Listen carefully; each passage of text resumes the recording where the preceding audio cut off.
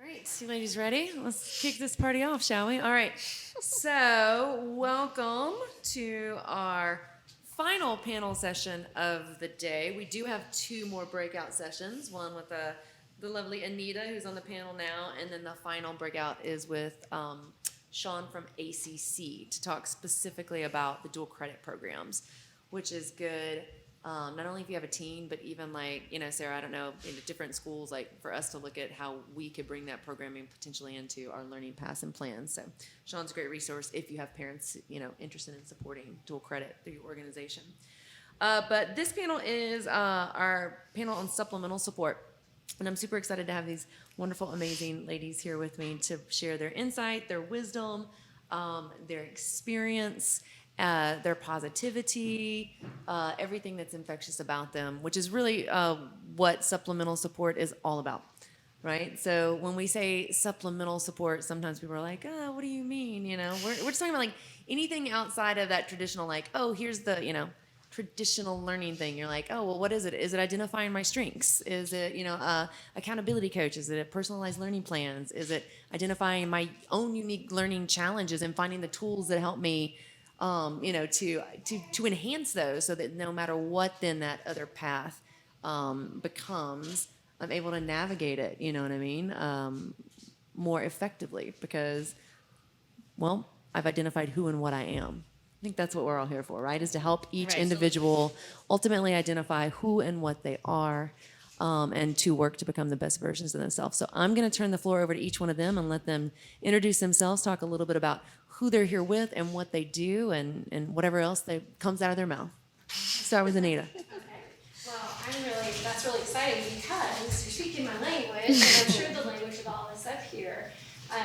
My name is Anita Wilson. I'm with the BDI Leadership Network, and I've been in the educational world for 17 years.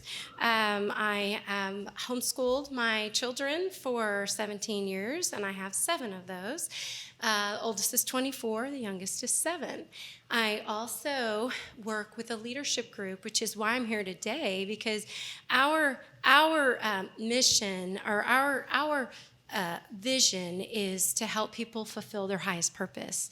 And no two people think, feel, or choose the same. And so to help them identify who they are and what their strengths are, what energizes them, and the path to lean into those strengths and those interests. And that does mean a tailoring of resources and a quest to find those tools, resources, programs to be the best them that they could be. So we say, be your best you, right? To lean into who you are and to know and understand that. So we have coaching communities. We have coaches. We're local here in Round Rock, Pflugerville area, but we also have connections around the United States with different leaders. We have organizational leaders, educational leaders. We have speakers and businesses. And we work to help students be in an environment where they're inspired and they're sharpened and they're challenged, and not to be the next somebody else, okay, but to be more of who they are and how they were created. So it's really an exciting opportunity just to we're in the business of inspiring people and inspiring leaders to press into who they are and to fulfill their highest purpose. So it's a little bit about us. Thank you so much for being here. And that just leads into the lovely Miss Brenda. Tell us a bit about you and your mission and your purpose and how you empower and inspire others. Okay, so I'm Brenda Laurent, and I have a company called Reach for Success. And about 25 years ago, we started doing traditional tutoring, and we realized very quickly that we were putting Band-Aids on gushing wounds. So we were taking kids, and we were quite successful at helping them figure out how they learned and lean into the academics wherever they were, public school, private school, homeschool, wherever. But, what we noticed was that schools assume that our kids come in with a certain skill set, and they don't always. And so where do we go to get those things that are missing How can we teach better memory? It's actually quite simple, right? It's a simple process. It's not easy. It's sometimes boring, but it is. We are able to teach that. We're not stuck with poor memory all of our lives. How do we teach executive function? How do we teach better, faster processing speed so homework doesn't take forever, or, it doesn't have to be homework, whatever it is that we're working on, so it doesn't take up all of our day, right? And so attention span, what does that feel like in my body? Can I build better attention span? And we weren't trying to build geniuses here. We were just trying to move some of these weaker skills into a more normal range so they weren't roadblocks in whatever kind of educational environment the kids were in. And so that's kind of our mission. So we have, for the last 25 years, really shifted into, how do I help you be a more successful learner? I want you to work hard, but I want you to get the biggest bang for your buck that you can. And so we identify which of those pieces are weak, and we never work around them. We always figure out how we can put them in a more normal range. Okay, so I started off in Dallas, and then my daughter had children, and she stayed in Austin and wouldn't come home. So I didn't want to be that grandparent that you had to show that picture to and say, hey, this is your grandparent. She's coming to see you. Remember her, right? So I moved down here, and we started to collaborate with our businesses. So I'm going to let her tell you about what we do here together. Yeah, so I'm Catherine Carley, and we run the Hub Austin together in Leander. And we were kind of chatting one day, and this is my mom. She was saying, it's frustrating that she kept getting kids in the third and fourth grade range that had already suffered so much trauma as a result of school, and that it had affected their self-esteem so much because of these struggles that they'd had. And she kept going, what if we could get them before? What if we could help circumvent and prevent that trauma from happening? And so we were like, what would that look like? And so at the time, my now oldest, I've got 3 kiddos, he was little. He was 2 years old. And we were like, what if we just kind of start this little pilot program and see what happens? So it kind of started off as this glorified play date, where we would, kind of do educational things, but we kind of throw in some little brain building exercises in there that the kids loved. They were just like, hey, this is playful, this is fun, let's do it with our friends, let's learn it together. And as they got older, we started incorporating some academics and continued on with all of the brain training stuff. And we realized, wow, this is really powerful. And so we started kind of helping kids, what we call, find their superpowers. And in the midst of finding superpowers, we kind of started attracting what we call visual spatial kids. So they tend to have the DIS labels like dyslexia, dysgraphia, and that's kind of become our jam. Which, as one of those kiddos myself that grew up, that became really cathartic for me. It was like, wow, we can heal, that damaged part of myself that had to go through all that as a little kid. And so we teach information in a way that visual spatial kids can succeed because they have very awesome, incredible gifts. And so over time, we've kind of attracted more and more in them. And we've got, our audio sequential kids as well. But that's kind of how we got started. And so now my oldest is going into the 4th grade. And I have a 2nd grader, and I also have a 4-year-old.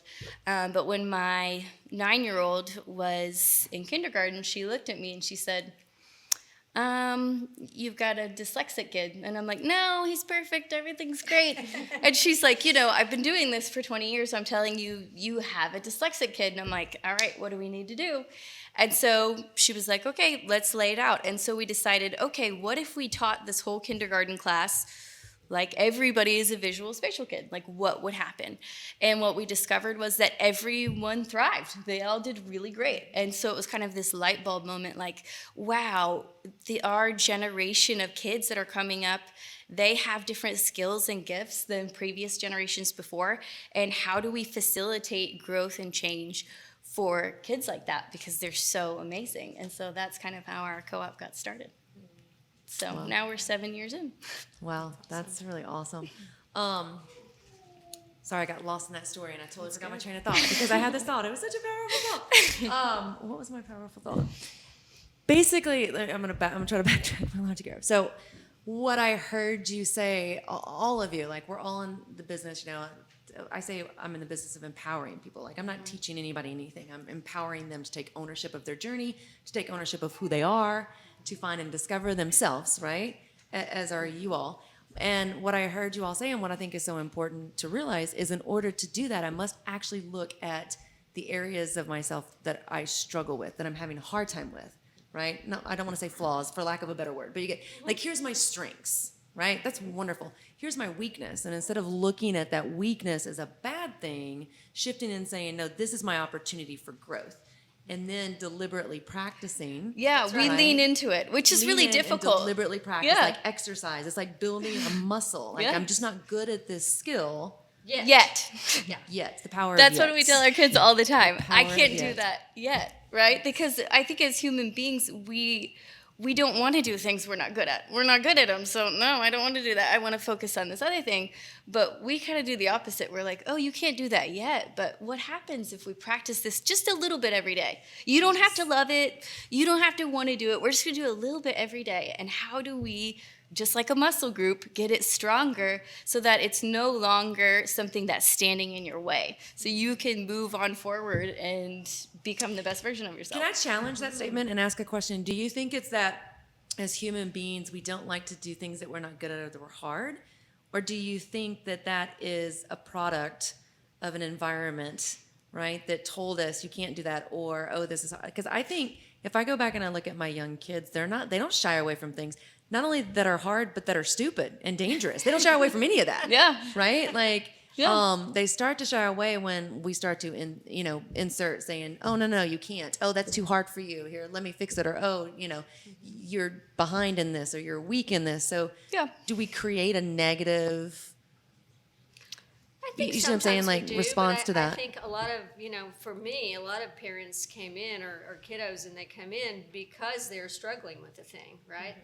And they can't figure out how to rearrange it so that they don't struggle with it. So I think there are some times with, I tell parents there probably are no lazy kids. I probably met maybe 2 in 25 years, right? Why does that child not want to do more than 3 sentences? Okay, well, so I'm going to tell you that actually getting a paragraph out is really a complex process, right? So which part of it are you not good at?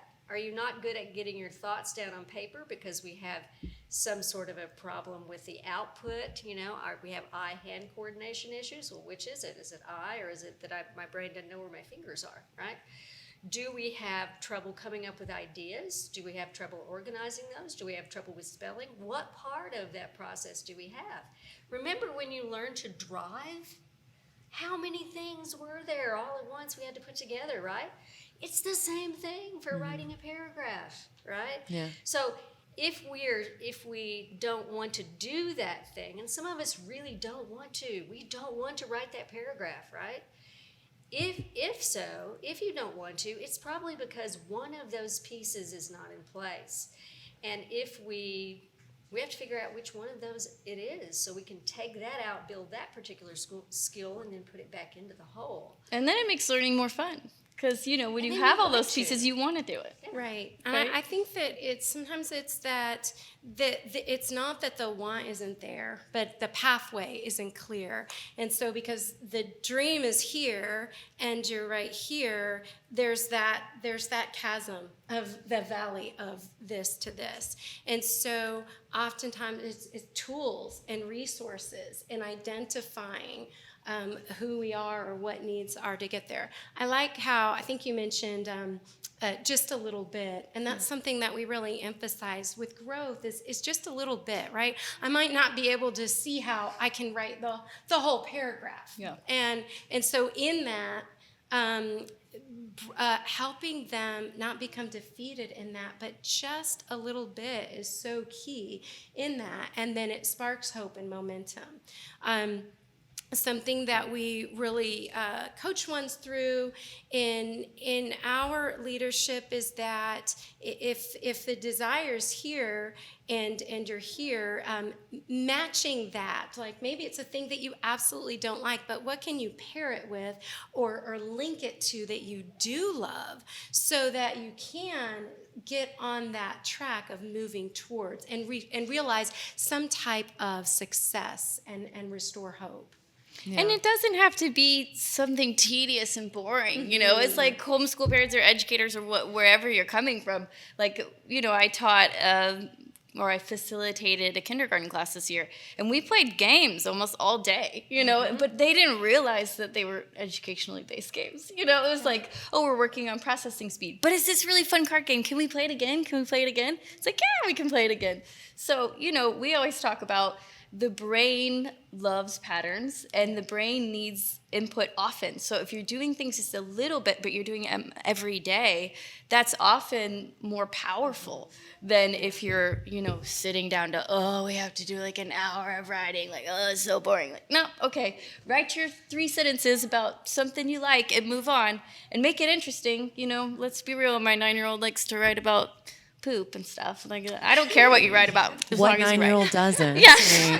No, I hear you say a lot of it. So it's about meeting them where they are, Right. right, and then celebrating those moments as they come, But I right, do and think- breaking it down into those incremental moments. So, and I also think it's also how you frame it. So in our community, we have this conversation all the time. There's no such thing as behind. No one is ever behind, right? Right. So you're either where you need to be, and right. And so now let's identify the Yes. reasons. What is that little Yeah. thing we got to work? Or you're where you're choosing to be.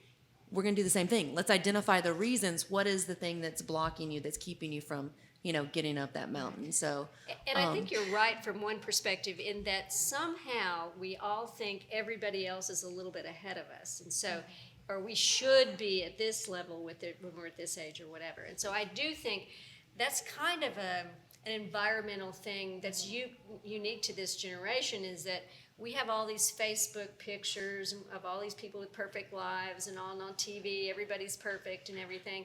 And so when we don't feel like we measure up to that perfect, and who does, right, then we're judging ourselves against something that really isn't there. It's an illusion, right? And that does make it really hard. Part of, sometimes I to think, the step most out. powerful part of running a homeschooling community is that at our co-op, the parents attend. And I think that's really powerful because, you know, some days your kids just don't really want to work with you that much. And it's like, switch C's, like, let's trade out here. Like, this is not working today. Or, you know, they inspire each other and they push each other to keep going. And also, you have another mom to go like, oh my gosh, I've hit this roadblock. Like, what do I do? You know, so I think, you know, when people are working together, it's so powerful. yeah, agreed. If you guys have any questions or any thoughts or anything, please jump in. Because if you've been in one of our panels, you'll know we'll just sit up here and talk. Yeah. Like, we'll just talk. So going back to, I like what you were talking about and whether you're a homeschooler, this, that, and the other, talking about, you know, sometimes your child just doesn't want to work with you. Often. Sometimes you don't want to work with your child, let's be honest. Because my you know how to push each other's Right, buttons, right. I know. My mother used to say, your children are so great until you come home. I'm like, well, Thanks, Mom. if they're only jerks to me and kind to the rest of the world, as the parenting win. They need to be their ugliest versions of themselves with me because I'm the only one You're that will the same tolerate place, it. yes. Yeah, and not eat them alive. But so how do you help empower parents who are kind of, you know, setting out on this journey, or that are, you know, that are having a hard time connecting with their kids, or identifying whatever that resistance is? What advice would you give to parents, or what opportunities or tools or support? We get that a lot. It's like parents have a particular learning style and they bring that into the teaching style, right? Very interesting, And you yeah. assume they're your children, they have your genetics, they're going to learn that way too, and they don't. Surprise! Yeah. So Kat and I have on different hats. I'm the left brain. She's the right brain. Anything that worked with my first child was guaranteed to not work with the second one. Just God's sense of humor, right? It's like, oh, you have experience. You're like, I thought I figured it out. What happened? Yes. You're like, oh, I bought this great curriculum. It's so great. And then your first kid is like, yeah, I'm really into it. And your second kid's like, I'm never doing that. I don't understand, but I Like, don't no. understand. Right? Well, and I think with that, it's really important to attend the individual and to step outside of our perception of what ought to be or what they ought to do, and just step back and observe and listen. And that is so powerful because we all think differently, we learn differently, and being willing to, as a parent, I've got 7, I've homeschooled 7, and none of them. Or the same. Yeah, none of them are the same. They didn't learn the same. The same things didn't work. The same wonderful things that Yes. worked great with one are completely trash for the others. So really being attentive to who they are, and sometimes that just meant stopping back and observing. And I'll say one of the things is really that helped break through some of those barriers was delighting together, like stepping back from this is the goal, this is the task, but just to step back and spend some time relationally enjoying so that you can move forward, and just having that, so it just breaks the intensity. And then community is huge. I love community because just like we are different, those parents, mothers and fathers in community that have different aspects, different perspectives that they bring. I know homeschooling 17 years, community has meant so much because the learning or teaching style of another was able to spark that interest and desire of my own student. And so I was able to learn and glean from others in community. I agree. We laugh all the time. I give our kids at the school, I let them know, I'm like, you got like 5 moms here today. Yeah. Not one. You got 5 moms. And they're coming, and you know what I mean? You got a mom coming at you from a different angle. So it's just like, you're like, but I think it's such a value add to our children. You know what I mean? Like it's that power of peer to peer. You have the power of parent to the peer, right? Because again, you're my son, I'm your mom, and I say this, and it's like, maybe, or maybe you'd listen. But then you say it, and it comes at him from a different direction, from a different perspective, from a different consideration, and they just stop and think about it, I think, differently. Well, and it's emotionally neutral, right? If you say it, then, okay, this is somebody else's mom saying this to me, and my mom says it all the time, but I guess maybe I should pay attention because it's not, there's might not be the same right. baggage. Did So they I say think that's that? why it's so powerful. It's like, okay, let me borrow this other mom. You know, you come over, you got to read with my kid today. This is not working. And it's like, okay. And then you make that shift, and then you can move forward. So, And they do too, and I think that's really powerful. And one of the reasons we decided to include moms in our day-to-day education is because we're educating them as much as, that was really my goal. Kat wanted to provide community for everybody, and I think that's powerful too. But I also wanted to educate them as to how their particular student learned, so that, you know, we can pull in things from all different points of view, and it's been very powerful. Some parents have been, it was just eye-opening. Sometimes there are just lots of tears. They're like, oh, I didn't really understand that's how they were feeling, or that's how they needed to come from that particular angle, or they really couldn't do that thing. And so, because sometimes it just looks like defiance when you're a parent. It's like, you know, you don't want to do it. Okay, well, but why? Why do we not? We got pushback. What is that? Right. So let's qualify that a little deeper. Let's get a little more specific. Could you share an example? Like, this parent came to me with the child struggling this, right? Frustrated. So, but I recognized it was this, and we used this tool. Sure, absolutely. I once had this, my Dallas Center has mostly 7th through 12th graders, and so I had this middle school kid come in because, you know, middle schoolers, they're very, you know, middle schoolers are very black and white in the way they present things. And so I was looking at her screen, and it looked great, except that it was clear to me that we had a processing speed issue. So by that I mean, she was required to do 7 different classes in private school, right? So she would work on this class up here, and oops, there went the math grade. Now she's focused really hard on the math grade, and oops, there goes the English grade. And oh, then she, is focusing on that, and there goes the history grade. So what I said to the parent is, it's not that she can't keep any one of those 7 balls in the air, or even 2 or 3 balls in the air, but she can't do all 7 at once. We have a processing speed issue. And by that I mean, everybody has this much battery when they get up in the morning, and she's using more battery to get through her day than the 6 kids that are sitting around her. And so by the end, she's just toast. There's just not anything left to give, right? It's a processing speed. We just need to speed it all up so that we can get through it faster and we have more energy for the whole thing.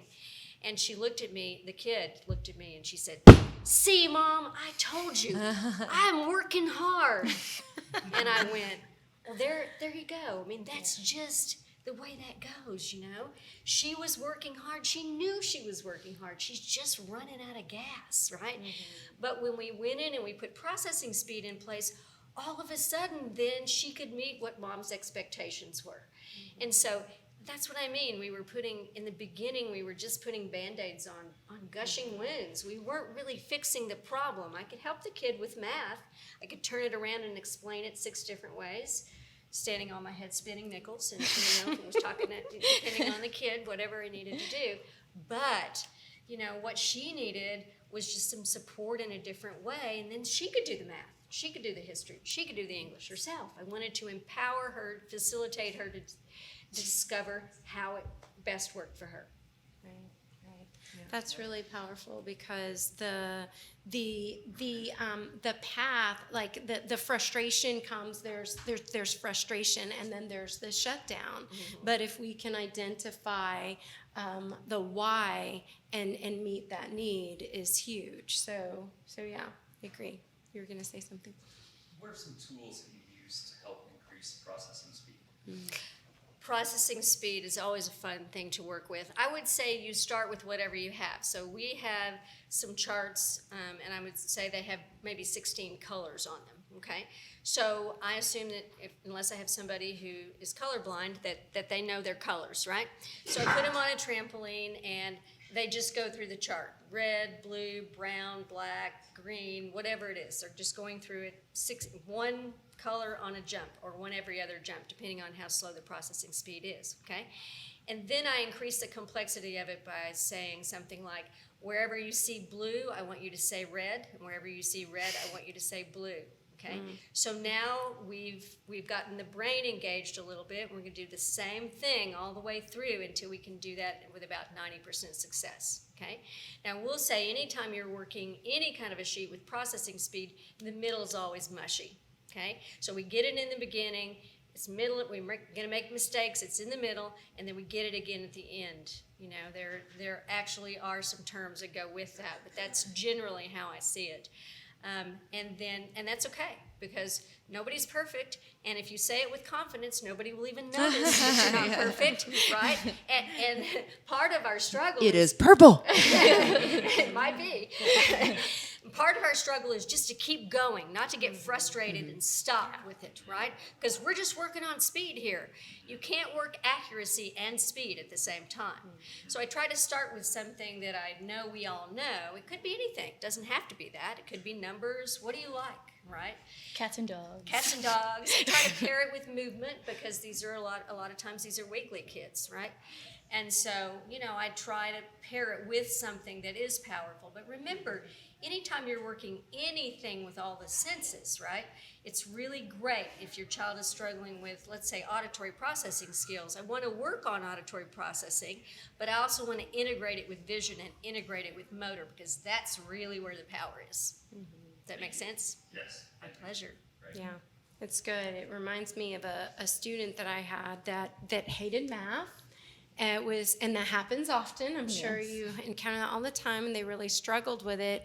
And getting to finally was able to help her delight in math, understanding that she didn't have the basics and she had just moved along but was really struggling, and so it became harder and harder, and she was using more of that battery and it was becoming depleted sooner and sooner. And music was just so incredible to find the little anything that was incorporating music and a good jingle and movement at the same time, or coupled with something she enjoyed. And anyway, seeing that those connections happen, but again, pairing it with something that was delightful and enjoyable, and recognizing that the frustration wasn't that she hated math, but it was that she didn't understand and she couldn't process. I think, yeah. And I'll kind of add on to that because math is my favorite. That's like, to me, math is, they said, they're like, everybody hates math. Okay, why? Why do we all hate math, right? And so you're talking about kind of a couple of different things. Like when I hear you talking about, like, I have a processing, I don't want to say disorder, a processing challenge, right? So I need to enhance my processing skills, right? And then you also gave a great example, which is what happens a lot with our kids, is like you come from a system to where you just went year by year by year and leveled up a grade in math when you had not actually completed a mastery of the previous level, and you can't add on more advanced techniques, especially in mathematics, if you don't understand the base foundation, because it's adding and subtracting. Everything else And is same with relative. reading, right? Those are the kids I was Exactly. talking about. 3rd and 4th grade, it falls apart because we assume that you have this basic amount of skill level, and if you don't, Right. it So it's gets like harder and harder. removing that and then identifying when, one, there is some type of challenge, or then two, when really the only thing I need is the time, for whatever reason, to master the concept, right? Completely. As opposed to moving farther through a concept without having mastered the basic foundations in the level below it. Well, that goes back to did you mention the muscle memory, right? Of mastery. And it may not be exciting, but over and over again helps create that mastery, which maybe the rote work of muscle memory isn't exciting, but the result is it's enjoyable, and it breaks that heaviness of feeling like you can't. Absolutely, but I think you brought up a really good thing. We tend to move our kids forward before they're really ready, and we need, especially with math, we need to keep it so concrete with the little ones. We still need to have manipulatives in 1st and 2nd and maybe even 3rd or 4th grade. We need to see how to divide things so that I still that we sometimes call need that to see how to division. divide it. I gotta write it on the draw. Okay, I got it. Yeah. Down there. Yeah, absolutely. And so we need those to be real life experiences that we can experience first before we make it a really abstract thing. Because memory will only take us so far, and especially with math, right? So we can only memorize so many things before it all falls apart because we didn't really understand the concept, or we understand the concept but we don't have all of the arithmetic in place. So And I think that's when the frequency and intensity becomes so important, right? Like, if you don't like it, it's okay. We're only going to do it for 15 minutes. Let's set a timer. Let's turn it into a game, and then we'll move on to something else. Because that is how your brain gets mastery. You're doing it as often as you can, but as interestingly as you can. Well, and in that scenario too, you're also creating a lot of another great habit of discipline, right? And that's such an important skill for kids, right? So yes, there's this big pie I've got to eat. Like we say a lot in our school, how do you eat an elephant? Yeah. One bite at One a time, right? Right. Yeah. But you got to take that bite. Yeah. I don't like it. I know, that's why you only take one at a time. Chew it up, swallow it, down some water, run around, come back, take another bite later. And that is a discipline and a skill that one has to learn, but saying you don't have to tackle it all at once. We So say it's all the not- time, you don't have to want to. It's a powerful statement. It's like, there's no emotion attached to it. You don't have to fight with me about it. Like, okay, I don't want to pay my bills, but I have to. Right. Well, and that's what I was going to say. These skills translate into adulthood and other areas of our life where we have to be disciplined. We have to create habits that are going to lead us where what our destination is, what our desire is, and oftentimes we don't like the steps that we have to take, but we have a vision for that. And so when they're younger, that's a skill that they're learning, and it's powerful, and it translates. And those are, some of the tools of learning. Absolutely. It's good. Yeah, excellent. Anybody have any questions? Yeah. we just nail it every time up here on the panel. Nobody asks us anything. It's like, Anybody you give us a resonating? little question. Yes. Okay. You touched on a little bit about how the kids are basically their batteries are low. Like my daughter, her dearly, she's on the autism spectrum, and that seems to be like a frequent issue. Time management, unwillingness to she just shuts down. If something seems hard, doesn't matter how many times we try to present in different creative ways, she's just done. It's Yeah. not happening. Yeah, I think part of it is that we have to recognize that we have things during our day that fill up our battery, and we have things that deplete our battery. Sometimes it depletes our battery slowly, and sometimes it depletes that battery more quickly, right? And so I always, especially in a homeschooling environment, that's one of the things I love about homeschooling, right? Is I know that if I have something that's depleted the battery quickly, right, that right after that I need to go into an activity that will fill the battery back up a little bit, okay?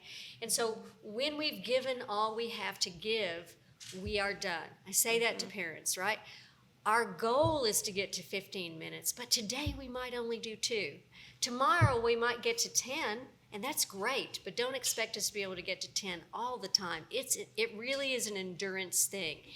It's going to be a race for a long time, so we're not going to just do a sprint every day. We have to build that endurance one step at a time and follow it with something else that'll fill that brain up.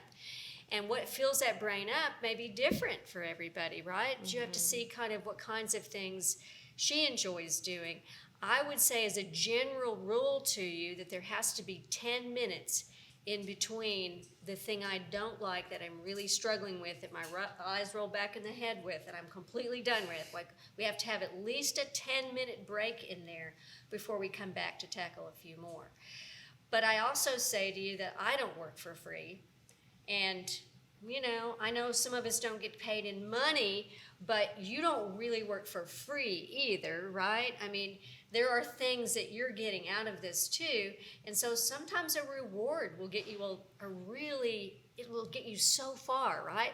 So I say take one of those little tiny baby food jars, and really what I'm after here is a change in attitude, right? And so for every minute or every successful or every try, we don't even have to be successful at something. I'm going to put a penny or a coin or something in that tiny little jar, right? And when you fill up the jar, you get to help me decide. Now, don't give her a car right off the bat, but you get to decide what we get to do. Maybe we have an extra 10 minutes, or maybe she loves for you to read to her, or maybe she gets to go out and play on the swing set or something. Whenever we fill up the jar, then we get some sort of a reward from that. And that helps us really to be willing to build some of that endurance as we go. But Catherine used to come home from middle school, and I would basically reteach everything she was supposed to have learned. And there was a point where the eyes rolled back in the head, and I knew no more learning would take place, right? Right. And so when we got to that point, I used to say, see this line? The answer is XYZ. Write it down, right? No more learning was going to happen, and I knew that, right? And if you're in charge of her learning, I say that you need permission to say, oh, we're done now. Yeah. I think as a homeschool mom or a parent, or no matter what kind of school your kid is in, it's like, okay, I need you to get to page blah, blah, blah. But why do I need you to get to page blah, blah, blah? It's Right. okay to be like, there's 2 problems left. This ain't happening. Let's Right. go outside and we'll finish it later. Because I feel Or like we won't finish it. yeah, but or 2 finish it problems. tomorrow. I think that was that's going to so, be yeah, that was powerful. going to be my question, because I'm not going to always go back to empower the learner, and my question would be like, why does she not want to do it? Right? Ask her and honor that. It's hard. I don't feel like it. Blah blah blah. Okay, cool. I started Then you don't asking have my to. kids, And the like, minute- what do you need? And I Right. think that's such a powerful statement Because again, they'll it's tell about you. empowering them. I think as parents, we sometimes fear, right? Like if I don't make you overcome that challenge, if I don't make you do this, you're not going to do anything, right? Just like all you ever do is watch video games. All you ever do is eat candy. I've watched my kids a lot sometimes, and I'm like, I want to see. Sometimes I'll just like ignore them for hours to see what happens. Like, are you going to do nothing? No, I'm serious. But they're not going to do those things, right? So if you have a child who is resistant and really fighting you, then I would say the first thing you need to do is stop fighting them. Right. And instead flip it and go, okay, I hear you. And we don't have to. And then use some of these tools. So what do you want to do, or how can we do this? Or, hey, let me create this fun challenge that has a reward and an incentive that inspires you, because now you're putting the power back in their hands, and you're going to find you're not going to have a struggle, because eventually something will motivate them to want to move on that, be it the extrinsic reward, be it the, no, I just get to define it. Right. Instead of being told I have to do this, well, I want to do this.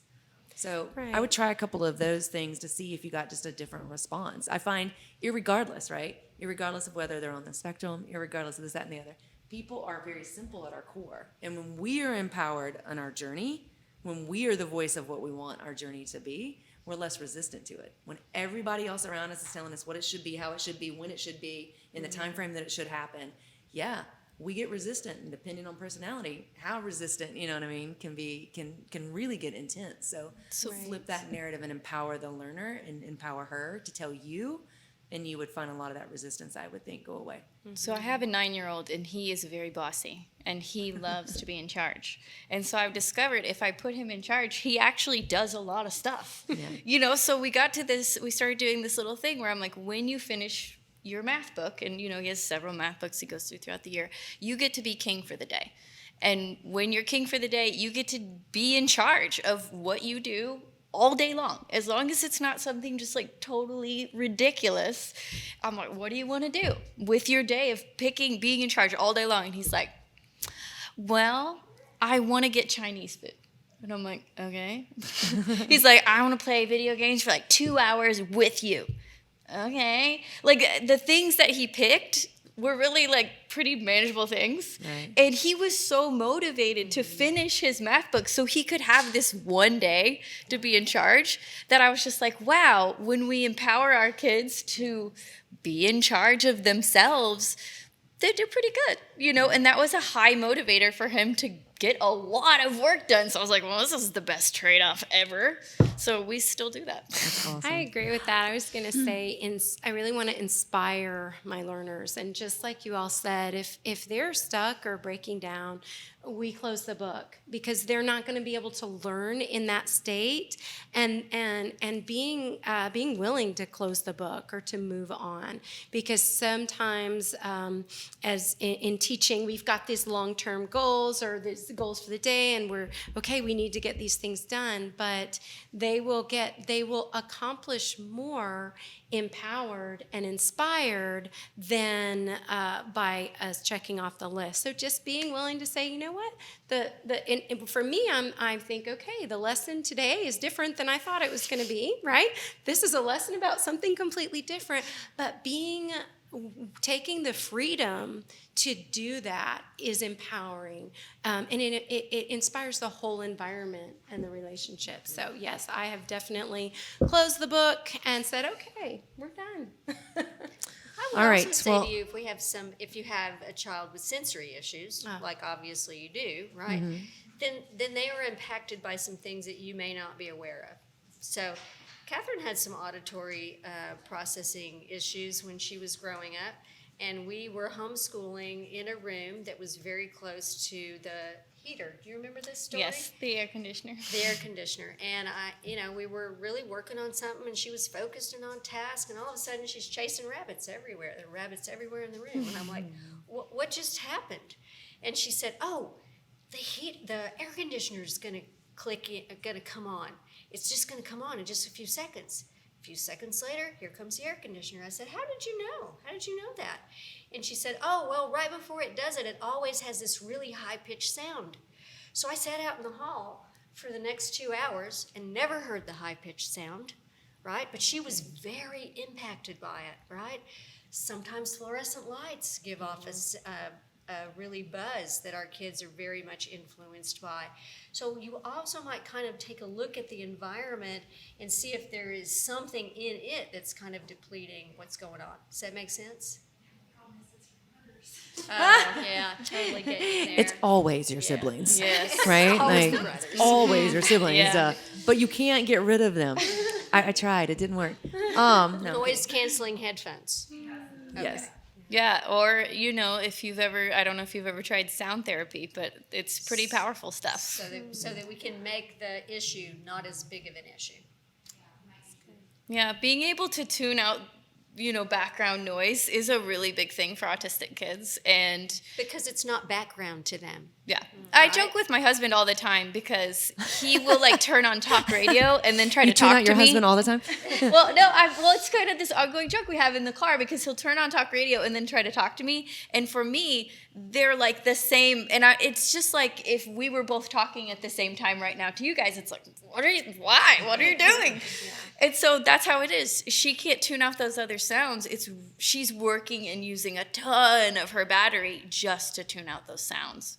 So I would definitely look into sound therapy. All right. I've got to keep us on time. We are at the end of our panel session, but all three ladies have tables downstairs. And actually, Anita, you were doing a breakout session right after this. And what was the topic? It's going to be identifying Discovering your strengths. your strengths. So how you can work with your individual learners to help them identify and discover their own unique strengths. So I would encourage you to grab a sip of water and then come back and listen to Anita. Otherwise, thank you so much, ladies, for joining us. I hope you guys found this panel enjoyable and informative. Thank you so much. Yeah.